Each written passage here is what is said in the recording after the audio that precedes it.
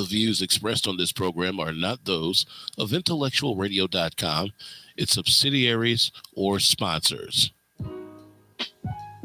Encouraging, educating, and empowering you into action. This is Warriors Talk with your host, Lady ReShell. Hello. Welcome to Warriors Talk with author and founder Lady ReShell, where we move away from awareness towards action. It is Money Making Monday, and our topic for today is home buyers' mistakes to avoid. We are live on Intellectual Radio. We just heard from the Drive at 5 with Roman. Keep it locked right here on Intellectual Radio and allow us to feed your brain. On the last episode of Warriors Talk, I spoke with Dr. Michelle, who gave us her perspective on combating vaccines misinformation. If you missed that episode, go over to YouTube, type in Intellectual Radio, and stay connected for any episodes you may have missed. The quote of the day is, "Remember that not getting what you want is sometimes a wonderful stroke of luck." We are grateful for our sponsors. We have Gloria Dotson with Mary Kay, who is catering to all of your beauty needs from head to toe. And then we have MyLeah with affordable book editing services without skimping out on quality. We also have Allstate with Paula Kelly, who is catering to all of your insurance needs in one place. And then we have Pastor Michael Richardson with the Emanuel C.O.G.I.C, who has a special message for us. Greetings, I am Pastor Michael Richardson. And I am First Lady Anastasia Richardson from the Emanuel Church of God in Christ. We're located at 3058 West Van Buren in Chicago, Illinois. We are building upon a solid foundation. And we're inviting you to join us every Sunday morning on Facebook Live at Emanuel C.O.G.I.C at 10:15 Central Standard Time. And you can also view our videos on our YouTube channel at Emanuel C.O.G.I.C-MR. Once again, this is Pastor Michael Richardson and First Lady Anastasia Richardson, and we are from the Emanuel Church of God in Christ. We are building upon a solid foundation. Make sure you check them out every Sunday morning at 10:15 for your spiritual food. Here are your trending topics for today. As the number of COVID-19 cases surges in the United States, more than 50 healthcare groups, including the American Medical Association, the American College of Physicians, the American Academy of Pediatrics, and the American Public Health Association, issued a joint statement calling for all healthcare and long-term care employers to mandate employees to be vaccinated against COVID-19. This is a logical fulfillment of the ethical commitment of all healthcare workers to put patients as well as residents of long-term care facilities first and take all necessary steps to ensure their health and well-being. Those are your trending topics for today. Owning your first home can be an exciting time. However, if you're not careful, it can be overwhelming as well. First-time home buyers may not know where to begin in the home buying process. However, if they start the research process early on, they can learn which mistakes to avoid. In doing so, your research is important to be thorough and understand the process while enjoying all milestones. After all, you only become a first-time home buyer once. My special guest is a Milwaukee native who has transformed her education and career around real estate. She is a real estate broker in 4 states, which includes Wisconsin, Georgia, Florida, and Illinois.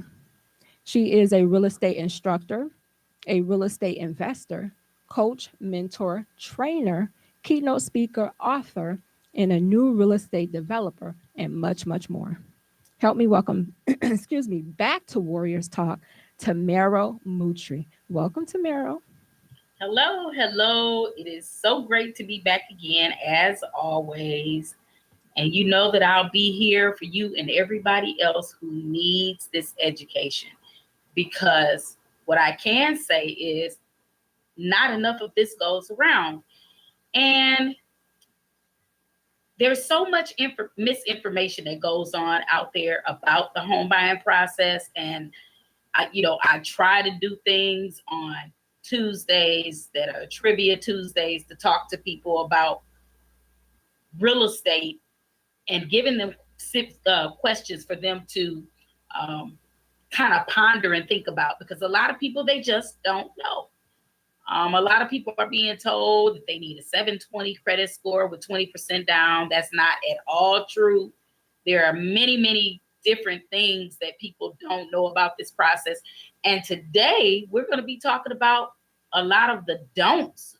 We can talk about do's, but we need to talk about the pitfalls. So again, I want you to be empowered. I hope everybody has a pen and paper. This will also apply to any real estate investors that may be on the call today, as well as first timers, second timers, or anyone looking to purchase, because all of these things play a part in you learning this home buyer process about things you should and shouldn't do. Yeah, I think it's important to get that education, especially for something like this, where you're going to be spending a lot of money. And for some of us, it's going to be an investment of a lifetime. So you should want to get all of the information you can regarding the home buying process. So don't be shy. If you have any questions or any comments that you want her to hear or to answer, make sure you do put them in the comments, and like and share the show. Invite someone else in on the show that you feel may benefit from this valuable information. So Tamairo, I just want to jump in there. Again, we're talking about home buyers' mistakes to avoid. And I have about 15 of them that we can avoid. So the first one talks about not figuring out how much house that you can afford. Wow. Well, that's a good one.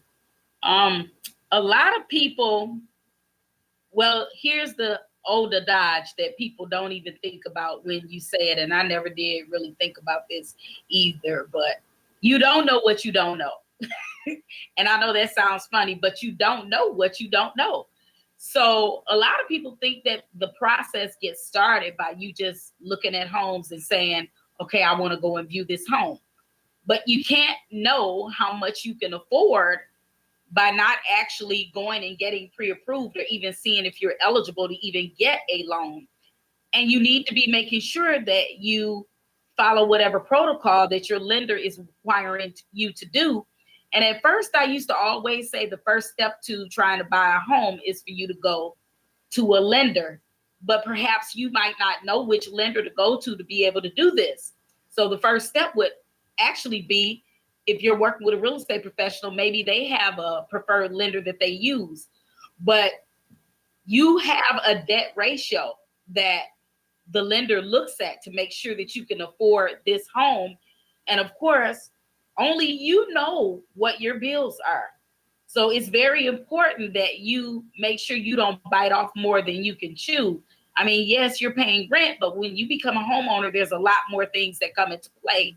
So it's very important that even if you say you get a pre-approval letter for, let's say, $250, if you know you don't want to go over $1,250 a month with everything included, then you need to make sure that your real estate professional is only shopping for homes in that price range. That's with everything included, with your escrows, your impounds, and that is your taxes, your insurance, your private mortgage insurance if you're getting an FHA loan.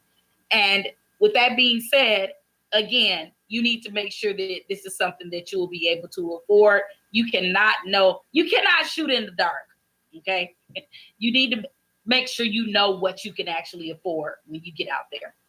Razal said, who is also my co-host on the show, he says, thank you so much. Educate us, please. This information is important. MyLeah said, any advice on buying a manufactured home or houses? That is going to be tricky. Most lenders don't like the manufactured homes. A lot of people buy those homes with cash, but there are some lenders that will entertain it. So that will be research that you need to do in your area to see if you can find a lender that will entertain doing a loan for a manufactured home. It's not a bad idea to do it. Some people like a manufactured home better for many different reasons. I don't say run from it. I say learn as much as you can about it and make sure there's a lender in your area that offers that service. Awesome. It says, without knowing how much house you can afford, you might waste time. You may end up looking at houses that you can't afford yet or visiting homes that are below your optimum price level. All right. So the second one is getting just one rate or quote. And I know you always talk about this one. Yes. So what normally happens during this process, and I tell all of my clients this is really important, not just for first timers, but for anybody trying to do anything. This goes for any HELOCs, which is a home equity line of credit. More on that later, maybe on another date. But that goes for refinances, for purchases, for anything. You need to at least, it's just like you're shopping at a store and you're trying to get something on the clearance rack. You want to go and see which lender is going to get you the best deal. And people always talk about, well, oh, if I keep shopping around, my credit score is going to go down for all these hits. Well, that's not true. They recognize rate shopping. So if you do it within 14 to 45 days, if you stay within that window, it's supposed to only count as one hit. But when you have a bunch of different industries pulling, then that's when the credit scores can go down as a result of that. You should always try to choose at least 3 different lenders. You need to find out what all they are offering, what kind of programs they're offering, what kind of interest rates they're offering, down payment. And in some cases, they may have a down payment assistance program that you may be able to qualify for. Some lenders offer them, some lenders don't. But that's the reason for your rate shopping. Use 3 different lenders. From one lender to the next, I'm going to be totally honest. One lender may ask for a lot of different things that the next lender may not ask for. That's another reason for you trying to do your rate shopping and getting rate quotes, because somebody might say you need 12 months of bank statements and the next lender might say you only need 3. So it is great for you to try to shop around and see which lender is going to work with you best. And the interest rate that is lower is not always the best for you. It just depends on what your particular situation is. And again, what your situation is as a borrower, because you may be self-employed and you may not even be able to do a regular program. They may have to use what's called an Alt-A program, which is an alternative program, or a non-QM, which is a non-qualifying mortgage. And lenders will be able to discuss all of this with you, especially if you have extenuating circumstances and you're self-employed. I told y'all she was gonna bring the information. Oh my goodness! I hope y'all writing this stuff down. It's a lot of information when you're trying to get a house. It's not just a quick process. I think a lot of people want the process to go so quick, but you need to take your time and figure out exactly what you're getting yourself into. Especially if you're doing this, long term. Even if you're not doing it long term, you should know what you're getting yourself into. It should not be a quick process. Okay, it says shopping for a mortgage is like shopping for a car or any other expensive item. It pays to compare the offers, just like she said. All right, so number 3 is not checking the errors on your credit report. Like, we just don't think that when they run our credit report, they're going to find some stuff. So we just don't even try to correct it. Wow. And even with that being said, to piggyback off of that, a lot of people get so excited once they get their scores ran and then they get their pre-approval letter. A lot of people start to let things go. I've seen many people get their credit ran. They're in the program. They get their pre-approval. They're excited. And all of a sudden, they stop paying their bills. And they end up with a 30-day late in the middle of the process, which will knock their scores down significantly and end up not even qualifying anymore. So to piggyback off of the credit, there are certain things that you should be trying to check and make sure of before you even get to the lender. Remember that medical bills, they may as well not count unless it's a judgment. Leave those medical bills alone. Focus on any errors that you see for any old debts that have been there for too long. Watch your statute of limitations. Watch your statute of limitations in your state. There are many states with all of the different statutes of limitations that allow you to be able to get things removed off your credit if you're not paying attention. Listen, the credit bureau's job is not to keep your credit scores intact. They get paid to report information. They don't get paid to keep your credit straight. That's your job. You are supposed to be making sure that those errors are taken care of, and it's not their job to keep up with it. It's your job to keep up with it. So with that being said, I've said this on other occasions, you need to be reaching out to the CFPB. CFPB, Consumer Financial Protection Bureau. People think the old school way is to write in and keep sending rounds of letters. I'm not saying that's wrong. It takes longer. It's a longer process, but there are ways from these different sites that allow you to be able to dispute things right online. And CFPB is one of those ways. And they normally respond back in 15 days or less. I've had clients that they got their responses within a couple of hours because the CFPB is the government. People are scared of the government. If the CFPB reaches out to one of these places, they are on it more than quickly. But you got to know how to fight back as well. You got to know how to fight back. All right. Hey, Brenda, thank you for tuning in. It says mortgage lenders will scrutinize your credit report when deciding whether to approve a loan or what interest rate you'll get. If your credit report contains errors, you might get a quote or interest rate that is higher than what you deserve. So it's important. Brenda says, thank you so much for the for the CFBP. I never can get it right. Okay. Consumer Financial Protection Bureau, CFPB. Get online and dispute. CFPB, Consumer Financial Protection Bureau. All right. Awesome. So Brenda said, thank you for that. So she, this is some information that you can use. Like we said, there are different ways to dispute things on your credit. This is one way to do it. It's almost like going right to the source. So, all right, we made it to number 4. Number 4 is making a down payment that is too small. We're talking about the home buyers' mistakes that we can actually avoid. So number 4 is making a down payment that is too small. Okay, so we all know that there are programs out there to help first-time home buyers. And of course, one is extremely familiar to the majority of our first-timers, which is the FHA loan program. With the FHA loan program, you are able to put a minimum of 3.5% down. But just because they say put down 3.5% because that's what it allows, does not mean that that might be the only way to do things. One reason why you might want to put down more is because you end up with more equity in your home, the more money that you put down. And I realize that not a lot of us are in a position for us to be able to put down more than 3.5%, but it does make you look like a more stronger buyer to the lender. If you were the lender, think about this. If you had a buyer that could put down 5% or 10% versus a 3.5% down payment, who would you choose? A lot of these sellers, remember, once the offer comes in, these sellers look at the strength of the buyer too. And they always talk about the highest and best offer. Remember, what's the highest offer might not always be the best.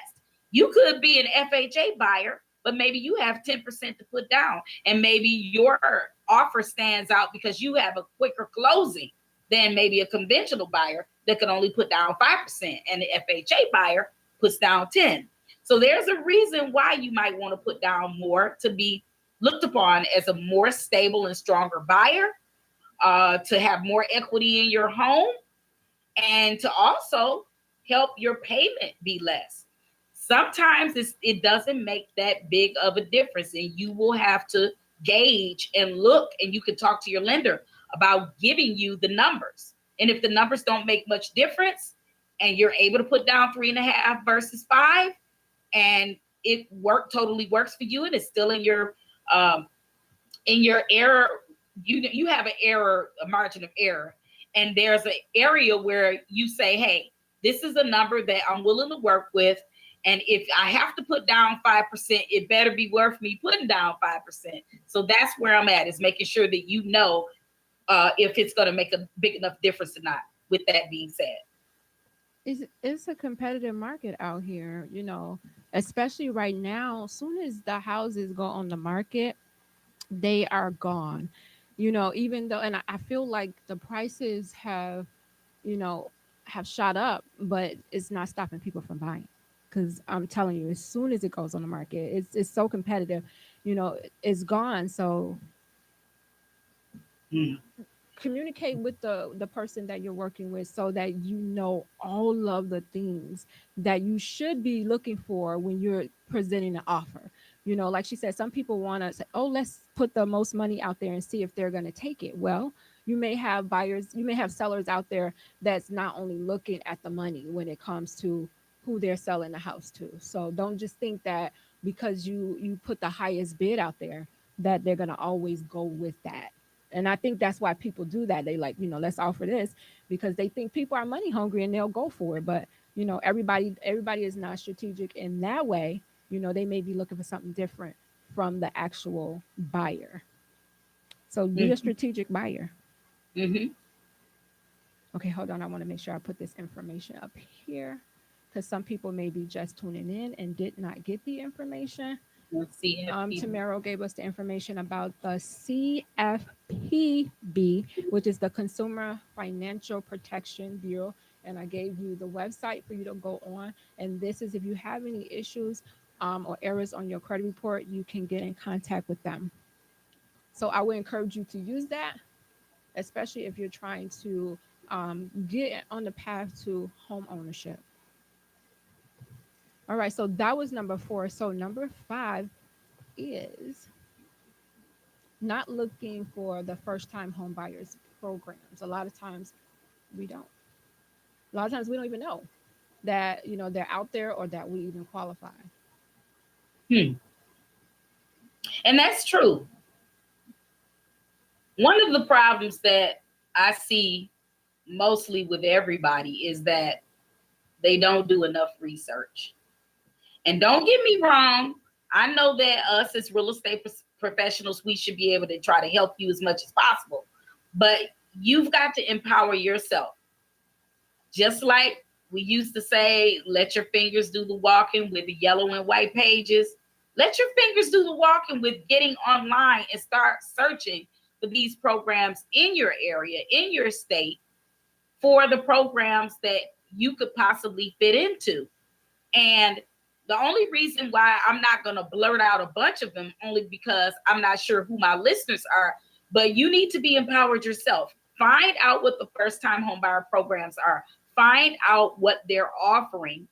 Find out what credit score is needed to be able to fit in whatever programs that you may be eligible for. There are a lot of grant programs out there. I will mention one bank name that I know for a fact, depending on your state, has programming available and grant money. Most of the time, it's Associated Bank. But of course, you have to meet the guidelines. So keep in mind, just because you see a program out there does not mean that you'll automatically qualify for it, because you might not fit the guidelines. You may fall out of the guidelines. They have income guidelines. They have credit score requirements. And you may have had to have this or that to be able to fit into that program. And I need to go back to number 4, ReShell, just for a second, because there's something crucial that I needed to bring up about these higher offers, because you made me think about something, and everyone else needs to think about this too. When you offering too high on these properties, that property might not appraise. You got to think about that. Do you have the additional funds to pay if that appraisal does not come in at the value that it is supposed to come in at? There's a lot of people overbidding right now. People are coming down from California and they're coming to all different states and they're bidding $100,000 and $200,000 over the asking price. And that's why a lot of buyers are unable to compete. They're doing that in Georgia. They're doing it in Massachusetts. They're doing it all over the place. I want you to be careful about overbidding on these properties. You need to make sure that you're a real estate professional. If it's not me, now if it's me, I'm gonna do my job. I can't speak for everybody else. A lot of these real estate professionals are out there to try to make their commission, but they may not have enough education to be able to go and do what's called a CMA, which is a comparative market analysis, making sure that that property actually can be valued at the number that you're offering on that house. We cannot have you underwater. You cannot be in a situation where the appraisal comes in low and then you don't have the funds to cover that. So, and a lot of people they're actually waiving the appraisal contingencies because that's how rough this market is. But just because that's happening doesn't mean that you're supposed to go cuckoo for Cocoa Puffs and you do the same thing knowing that that's not something that you can afford to do. Okay, so that's another one, is waiving everything just so your offer can go through, because it is a competitive market. So I think in the end, if you waiving the appraisal, or I've heard of people even the inspection, not even wanting to get that done, just so they can, we have our mindset on what we want. So why would you waive the inspection? Why that you want to know if something's wrong with the house. You want to know if something's wrong, would the seller be willing to fix it before I purchase it? Or is that something that you're going to do on your own? You're going to take on that burden right away before you even move in the house. You done already took on that burden because you had your mind set on that house. So that was another one, was waiving everything just so that your offer can go through, because it is a competitive market. So you have to be careful with that.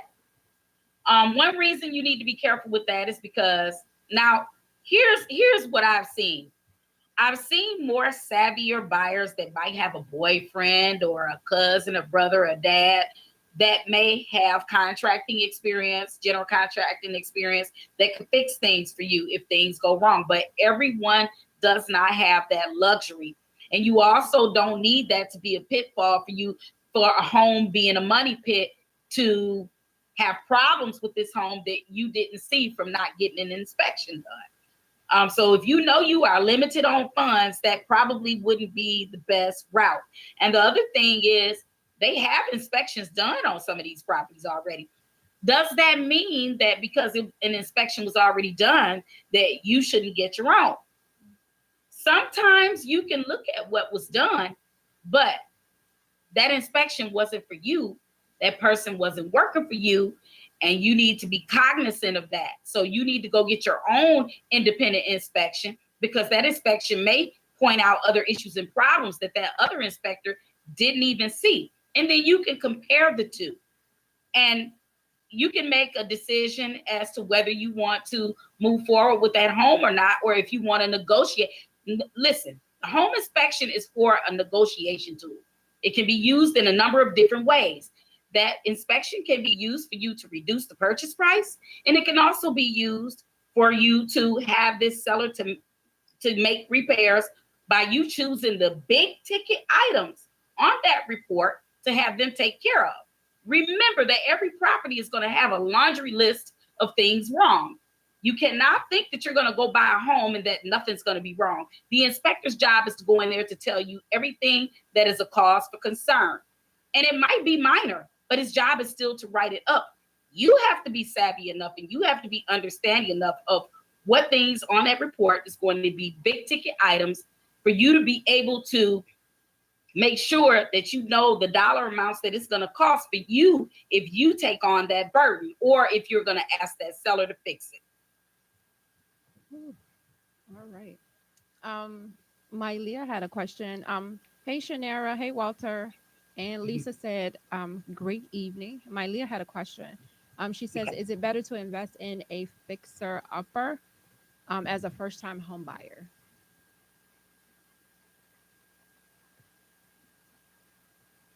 That's a two-part answer.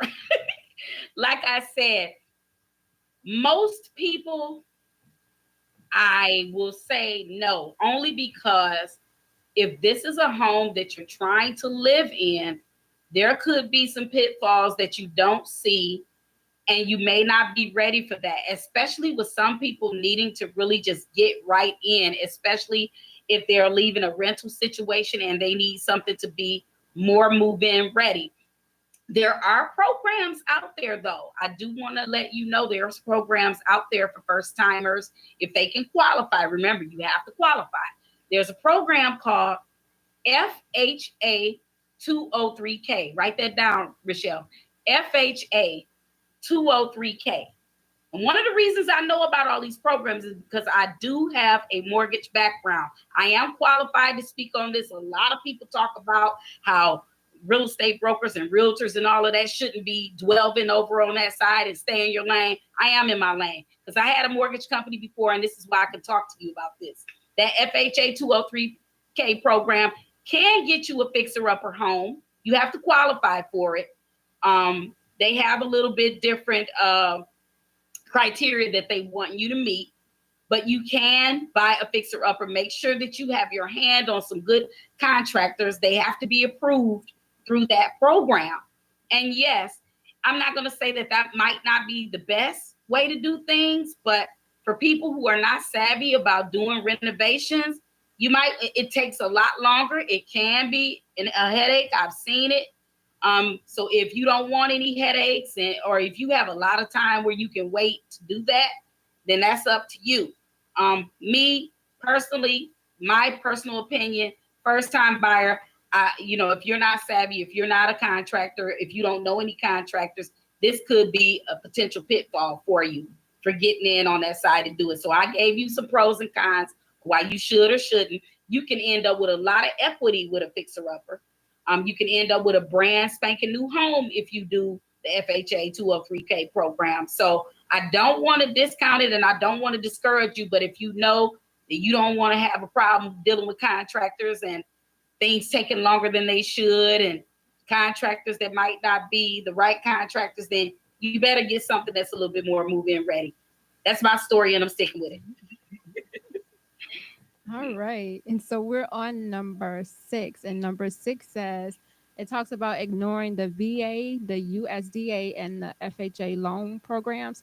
It says a lot of the first-time home buyers want or need to make a small down payment, but they don't know the details of the government programs that makes it easy for them to buy a home with zero to little down. Right. And again, it all goes back to research and empowerment. People, don't wait for anybody to tell you anything. Get out there, get on that internet and find these programs. There are 3 programs right in front of you, VA, USDA, and FHA. And I'll tell you the difference for all 3 of those. VA, that program is for veterans, for military personnel. They don't have a down payment. USDA is also another program that doesn't have a down payment. Does that mean that you don't have closing costs? That's not true. You still have upfront costs. You still have closing costs. A lot of sellers will look at your offer when it comes in and see that you have 100% financing, and they may not help you with the closing costs because of that reason. They are saying to themselves, oh, well, Jane Doe or John Doe is already getting 100% financing so they can pay their own closing costs. Then you might have a more reasonable seller that may say, hey, Jane Doe or John Doe, they're in the military. We thank you for your service. I'll pay some, if not all of the closing costs. And it is possible for someone to come to the table with no money down. But in this market, I'll say that's very highly unlikely. So you shouldn't think that you're going to come to the table without any money. So you should always save as much as you can. FHA is 3.5% down. You need to be looking into these programs and seeing what you can actually qualify for. With VA, it depends on the lender. There's a lot of people that think that, oh, well, somebody, this loan officer told me I needed a 620 score to do VA. Well, other lenders will go all the way down to 580. Again, your questions should be, what is the lowest minimum credit score that you accept for your program? How can I qualify? USDA, they go down to a 580, but that does not mean that all lenders will go down to 580. A lot of them don't. So when you hear somebody say, no, that's not true, you need a 640 score. Well, no, that's not true. All you need is a 580. That may or may not be true depending on what the lender is. There's some lenders that go all the way down to 500, believe it or not. But best believe it was what ReShell spoke about earlier. Those interest rates and the down payments are going to be more if you go down to 580. I feel like everybody is capable enough to get to that 580 so they can put down 3.5%. But if you are just in a rush and you want to do the 500 or whatever credit score, best believe you're going to need 10 to 15% down, and your interest rate is going to be through the roof. So you got to be careful with that. Try to at least have a middle score of 580. And I'll give you a couple of websites to go to that won't be a hard hit on your score. On your scores, you need to know all three. Stop going to Credit Karma, people. That's for credit monitoring. Don't go to Credit Karma thinking those are your scores. Let you know that. Hello, those are not your scores. And even if you go to these other little free sites, it's not free. They ask for $1, and then they have this trial period. Then they want $29.99. Whatever. It's not a hard pull against you. So ScoreSense, ScoreSense, www.scoresense.com. You got that, ReShell? Yes. ScoreSense, and then www.creditchecktotal.com. Creditchecktotal.com. www.creditchecktotal.com. That's another site. They merged actually with Experian, but they will give you all three scores, both sites. I'm signed up with ScoreSense. I just like to watch what's going on or whatever. And then the last site that I'm going to give you, one more, myfico.com.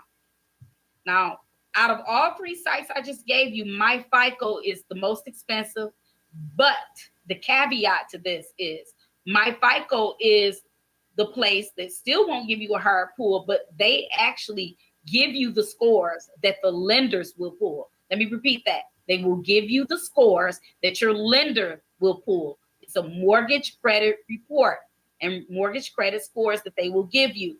Those other sites, they give you an idea, but those are really off of the Vantage scoring model. And there are hundreds of scoring models out there.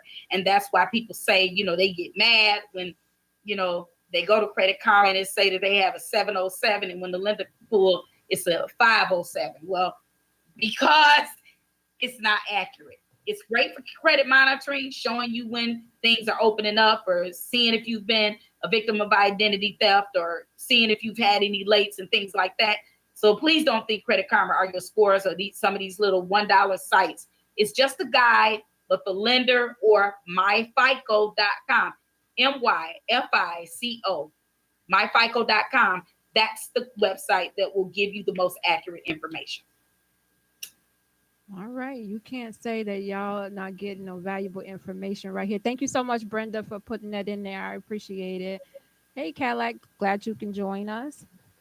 We're talking about home buyers' mistakes to avoid. And as always, Tamairo is delivering, y'all. So I know that y'all are listening because y'all are giving us feedback. So we appreciate that. We are on number 7. And number 7 is not knowing whether to pay discount points. Now, I didn't really understand it. This is the first time I ever heard this one. What is a discount point anyway? Well, discount points are points that are paid. And first, let me go back. Let me back up. Let me roll it back. A discount point, let me tell you what a point is. A point is an amount that you pay to reduce the interest rate.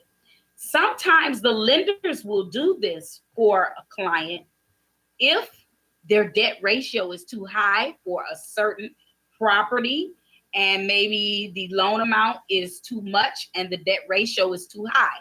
So with that being said, the lender may say, okay, Jane Doe, I'm going to need you to pay a discount point so that it will lower your rate so that your debt ratio won't be too high for this program. And a point equals, you might as well say 1%, 10% of what that loan amount is. So let's just say that you have a $100,000 loan. 1 point is going to be $1,000. That discount point, you have to understand and know why you're doing it and if it's worth it. Maybe some people said, I don't want to go over 850. I don't want 851. I don't want 850 and 50 cents. I'll pay the discount point before I take 850.50 or 851. It has to make sense. You need to be empowered by asking your lender to explain the differences about why you would need to even have any discount points in the first place. Discount points can save you from being in a program that you might not have been eligible for. Sometimes the lenders will help with those costs. It's called a lender credit. Can you kick in a lender credit to give me a discount point and you pay for it for me to bring my debt ratio down so I can have this house and make my payments low enough so that my debt ratio is not too high? That's what that's about. Well, all right. I learned something new. I did not know that. So we're on number 8, which is one of the mistakes that you make when you are purchasing a home is emptying out your savings account. Can't be house poor. You cannot be house poor. And with this process, these lenders, I'm going to be honest with you, they look at your finances. They look at your bank accounts. They look to see if you have any NSFs. No. You can't have any overdrafts. You got overdrafts? No. That's showing how unstable you are if you have NSFs in your bank account. Okay? That means that for some reason you're not handling your finances the right way. They look at all of that. That is that's a thorn in everybody's side when they see that it's going to have a hard time getting through underwriting if you have NSFs on your bank account. I don't care what the reason is. A lot of times they don't like to see any NSFs within the last, I'll say at least for the last 3 months. I usually tell my people a year. But taking your savings out, these lenders, I want to tell you what they do is one of the reasons why they ask for the seller to help you pay for closing costs is because you have to have a certain amount of reserve cash after closing. And you might ask, why is that? Well, let's just say Jane Doe or John Doe loses a job. They want to make sure that you can cover 2 to 3 more months of payments if that were to happen. So that's why it's not going to look good if you're trying to empty your savings. Your deal may not, your transaction may not even go through if you empty your savings. And I don't know if this is one of your numbers on your list or not, ReShell, but this is a super duper no. It's trying to go and get a loan while you're in the middle of a process. That's the next one. Oh, Lord, getting ahead of myself. But anyway, do not empty your savings out trying to do this because you cannot be house poor. One of the other reasons why you don't do it is because what if something goes wrong with the house and then you need money to take care of some repairs or something? What if something happens to your vehicle and that money has to come out of your account for you to be able to take care of that?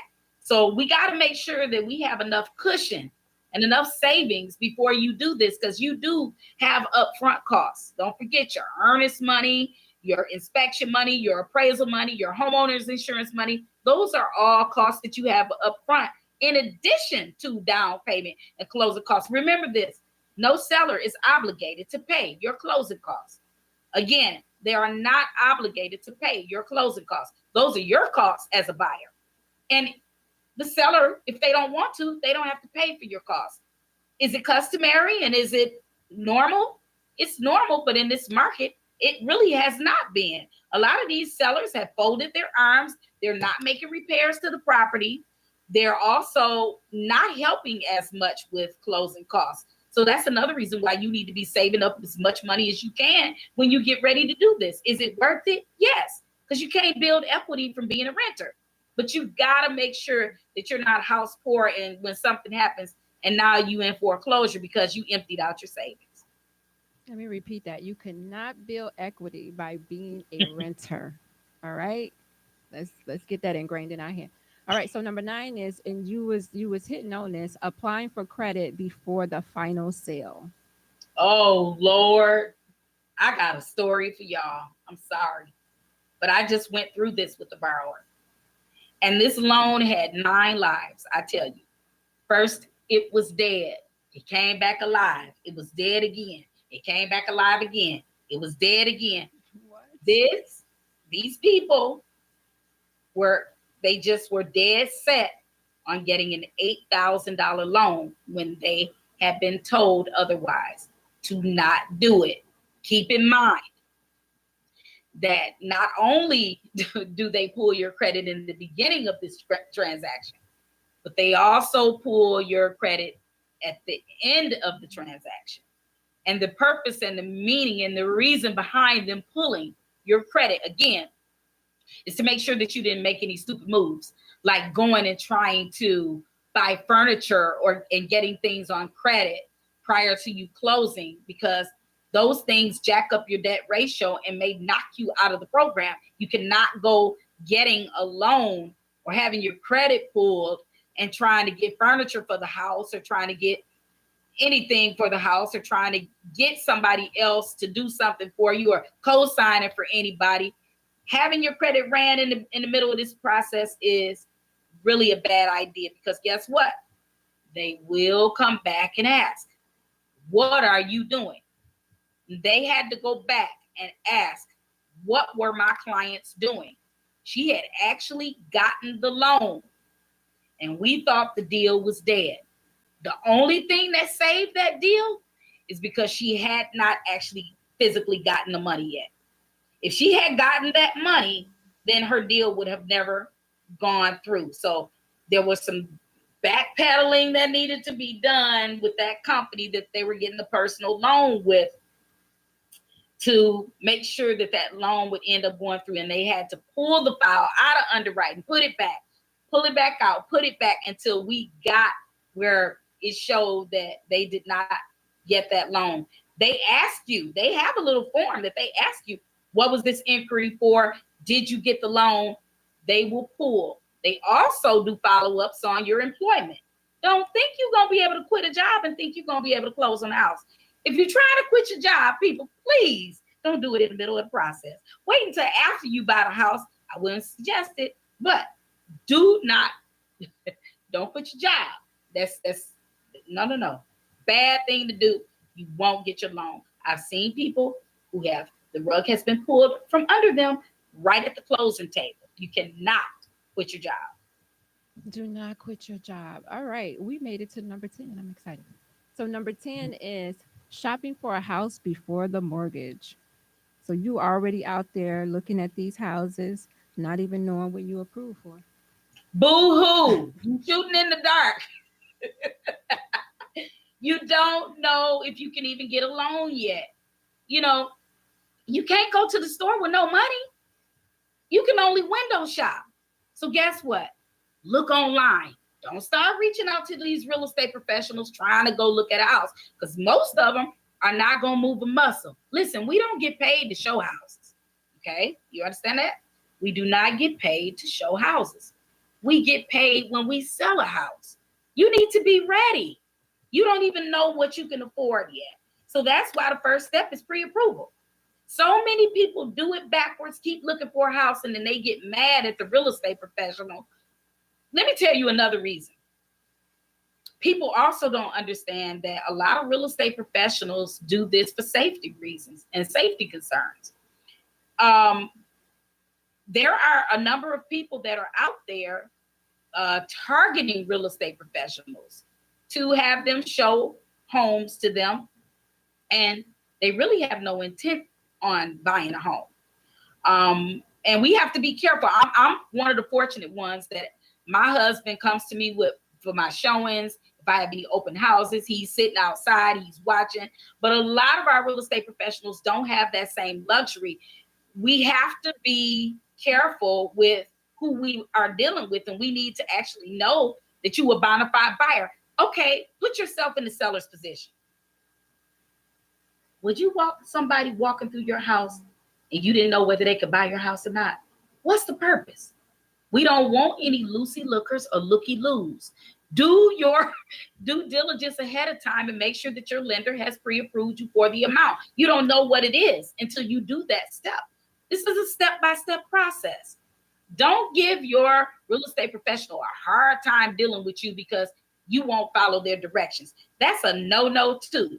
That real estate professional has been in this business. You don't know everything, okay? You have to listen to them and make sure that they're looking out for your best interest anyway by you trying to look at a house that you may not even be able to afford. You might not be able to get a loan. Lots of people look and they say, oh, well, I got a 700 score, and you pull and they only got a 434. Then what? You don't want to embarrass yourself. I've seen it in the past. When I first got started, I was just so hungry and just lively and ready to go. And people, showing out in front of their boyfriends and girlfriends. Well, my score is this and that. And got to the table to do something and took them to the lender later. They weren't ready. How embarrassing and humiliating is that? The other thing, this is the biggest thing. I want to go see the house first. No, the bank is looking at you first. What if you go to a house that you absolutely love and you say, hey, realtor lady, please write my offer.